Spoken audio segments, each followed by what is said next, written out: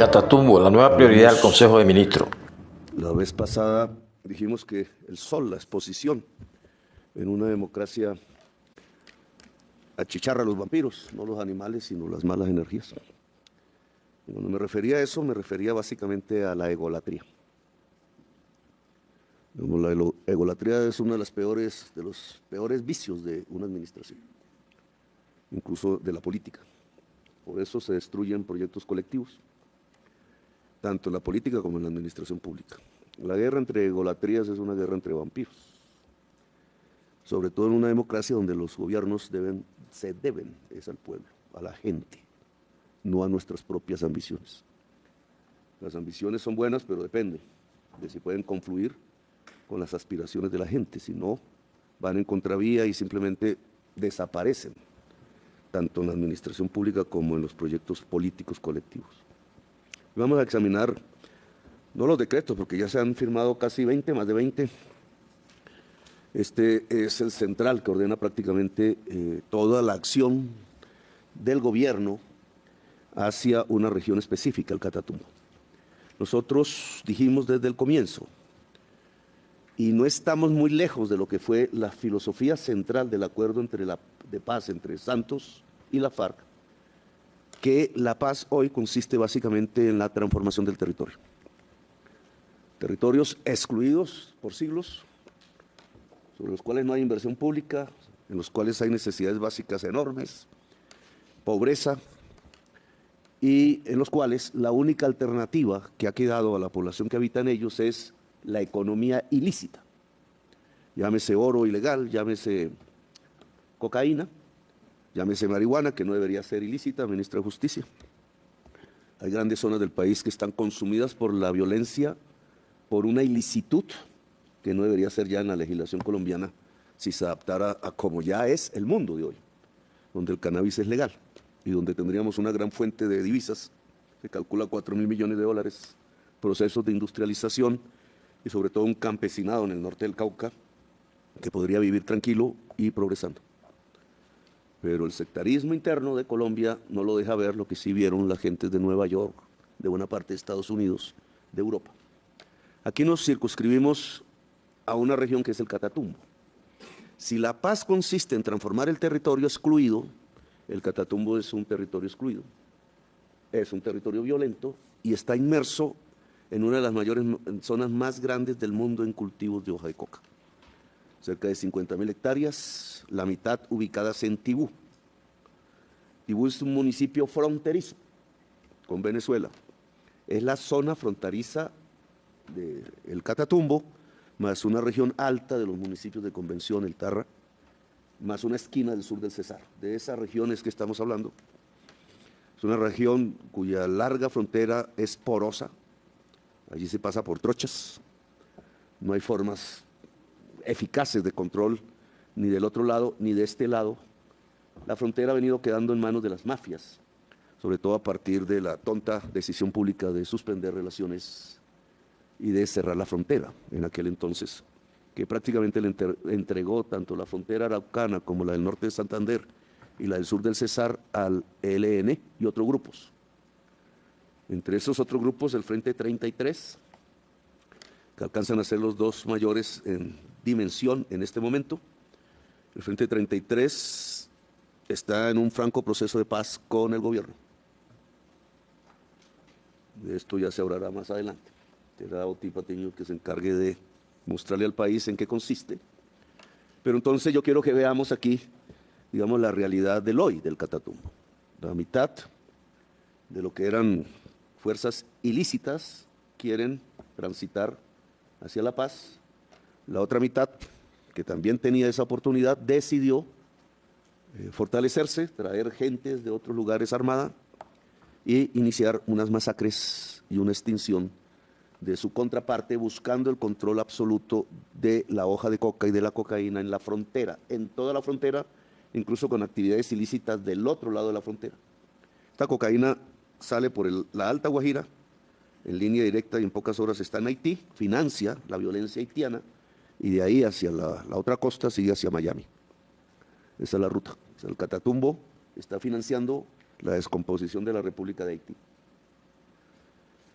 Por tanto, aquí estamos hablando de una estrategia geopolítica. Tiene a Venezuela a un lado, Haití en el norte y nuestro propio territorio colombiano. Por eso el ELN usa una estrategia que usó el paramilitarismo en esa misma región. Carlos Castaño decidió en su momento desocupar zonas para él mismo introducir otros habitantes y controlar los territorios que desocupaba de gente, pero que ocupaba con su propia gente. Se le llamó a eso la reforma agraria de Carlos Castaño. Era una reforma agraria de mentiras, pero buscaba grandes controles territoriales a partir de una población súbdita al paramilitarismo, precedida de una época de terror y de muerte generalizada sobre las poblaciones originales en ese territorio. Lo que hemos visto en este momento es que decidió premeditadamente expulsar 55.000 personas de zonas cultivadoras de hoja de coca. Esas zonas hoy están semidesocupadas, pero que su pretensión es ocuparlas con población ajena al territorio, pero súbdita de las armas del ELN. Esto en plena frontera es el peligro más grande de soberanía nacional que tengamos después de lo que ocurrió entre Nicaragua y San Andrés y que pudo este gobierno detener. Es un problema de soberanía nacional y es un problema obviamente de derecho humanitario. Entonces la decisión de este gobierno es recuperar la frontera y las fronteras en plural, ministro de Defensa.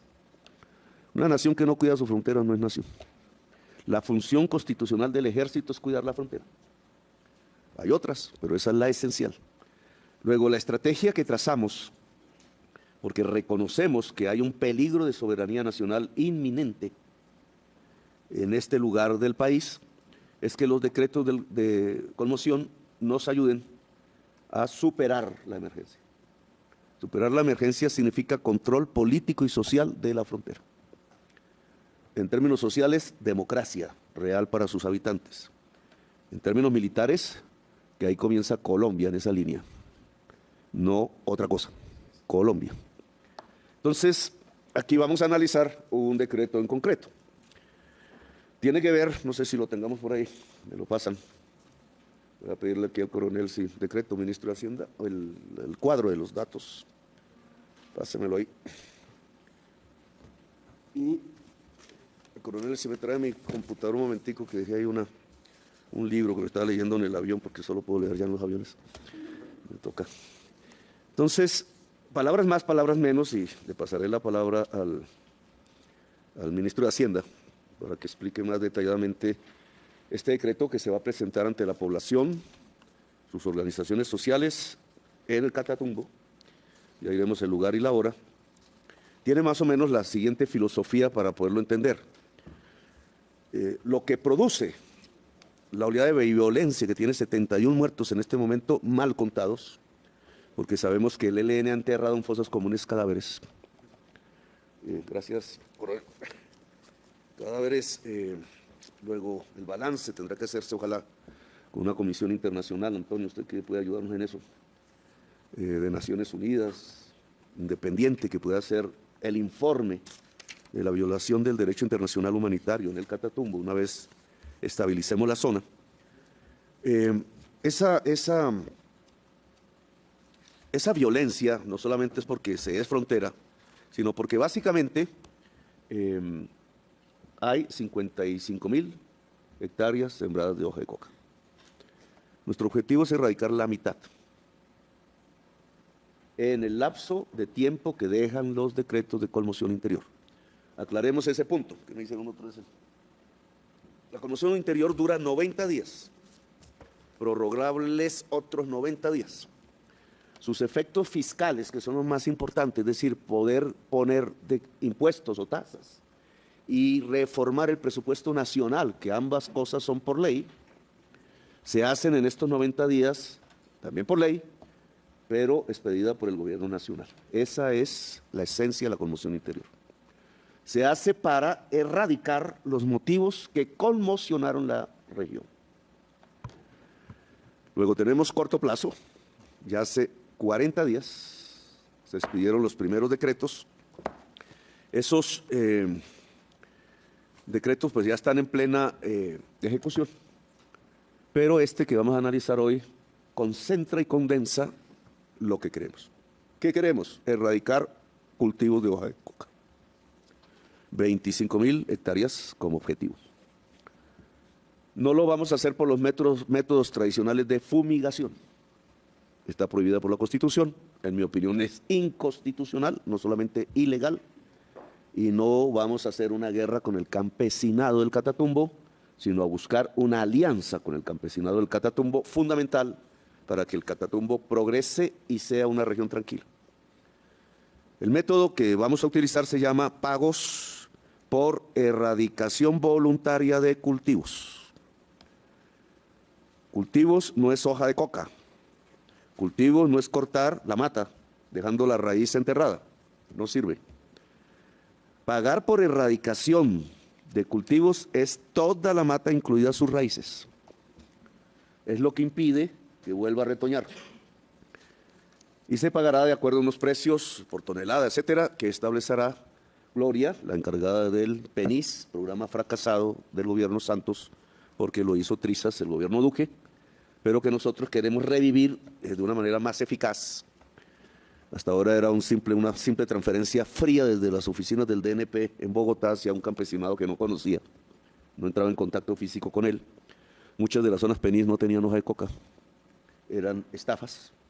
Y mucho del dinero quedó en manos de operadores privados que se inventaron, impidiendo un diálogo directo entre el Estado y el campesinado productor de hoja de coca. Eso no va más. Lo que vamos a realizar es un contacto directo del gobierno con el campesinado productor de hoja de coca para proponerle unos recursos a cambio de las matas completas, que serán miles de toneladas, esperamos. Ya arrancó la lista de aspirantes. Gloria tiene un informe ya sobre eso, pero esperamos que cubran 25.000 hectáreas. Esas 25.000 hectáreas deben ser tituladas al campesinado del Catatumbo. Es el mecanismo con el cual contrarrestamos las decisiones del ELN de desocupar la región y transferir una población ajena al territorio. Titular masivamente, para que el campesinado sea dueño de sus parcelas, tenga títulos incluso hereditarios, aún sabiendo que están bajo ley segunda buena parte de sus territorios, recuperar la reserva indígena que existe allí, y dedicar el territorio a una mistura entre lo forestal y la producción agroalimentaria. El cacao, el café y muchos otros productos, sabemos por el Ministerio de Agricultura, que también aquí se expresará, es absolutamente propicio. Luego aquí ya tenemos dos grandes programas que tenemos que financiar. El ministro de Hacienda dirá los componentes, los dineros que se van a dedicar y las nuevas tasas e impuestos que no gravitan sobre la población colombiana, sino sobre unas actividades específicas como los juegos de suerte y azar o la exportación de petróleo y carbón. Entonces tenemos ya dos grandes partidas. Una, pagar la sustitución de cultivos y dos, sembrar en el mismo territorio con el mismo campesinado titulándole la tierra. La tercera gran partida es cómo sacar toda esa producción lícita hacia los mercados. Aquí hay una inmensa paradoja que en algún discurso decía. En el gobierno de Santos decidieron una carretera transversal entre Gamarra y Ocaña, doble calzada. Gastó como 4 billones de pesos, ministro de Hacienda. 4 billones. Para todo lo que está aquí, que vamos a realizar, vamos a gastar 2.7 billones. O sea, aquí las decisiones para salvar territorio resultan ser menos costosas que las grandes decisiones que siempre son para hacer grandes negocios de unas muy poquitas personas. La asociación Odebrecht, que ahora me echan la culpa de Odebrecht en el colombiano, y Sarmiento construyó esa obra que resultó ser una estafa. Y fíjense ustedes cómo todo el gobierno de ese entonces, desde el consejero que llamaban superministro, el señor Néstor Humberto Martínez, la ministra de Educación, la señora, ¿cómo se llamaba?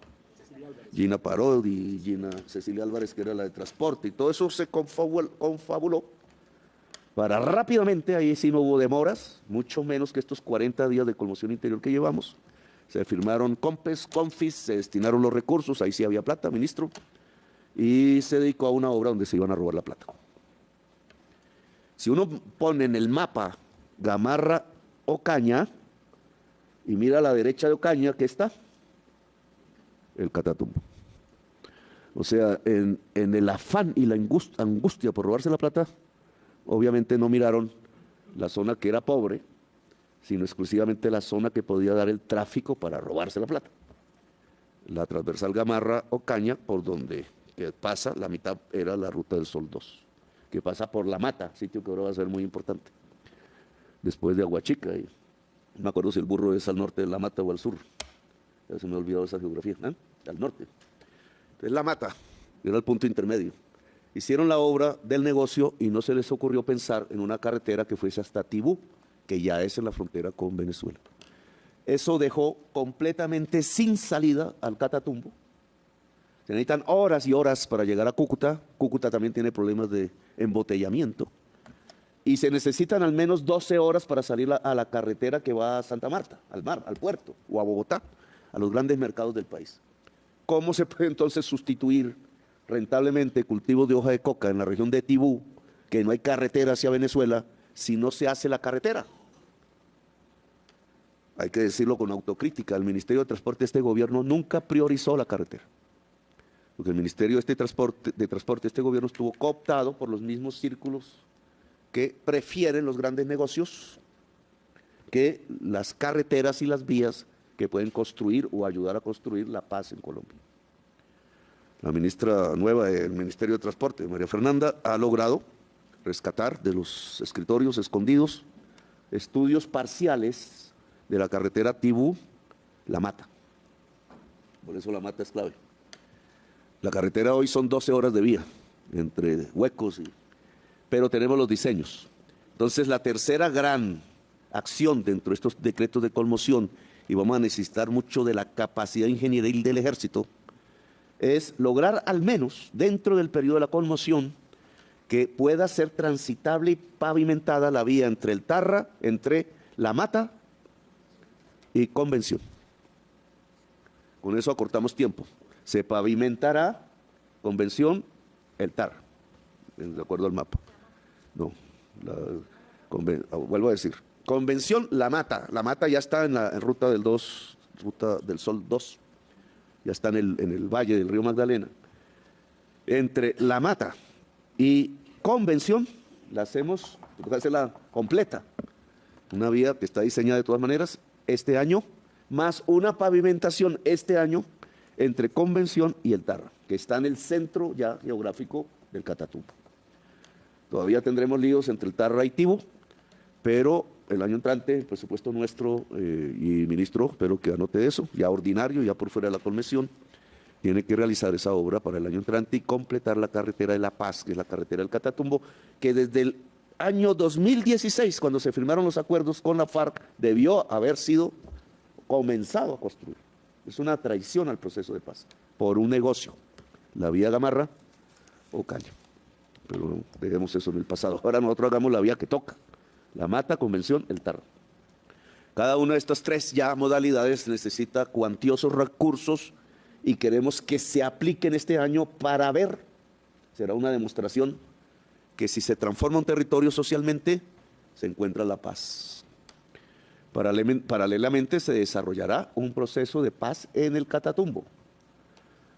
Como hemos dicho, más importante hablar con los desarmados que con los armados, pero ya son centenares las personas que con armas quieren dejarlas en el Catatumbo. Y en esa medida abrimos las puertas. El pacto social del Catatumbo es el acuerdo de paz posible. Se hizo con las comunidades. Estos decretos de conmoción concretan en buena parte, de manera sustancial, el acuerdo de paz que con las comunidades construimos. Es decir, esto que estoy hablando lo pidió la comunidad. Al lado de estas tres grandes obras para lograr desactivar la base económica de la violencia, habrá una ofensiva militar. De eso no hablaremos en este Consejo de Ministros porque es reserva.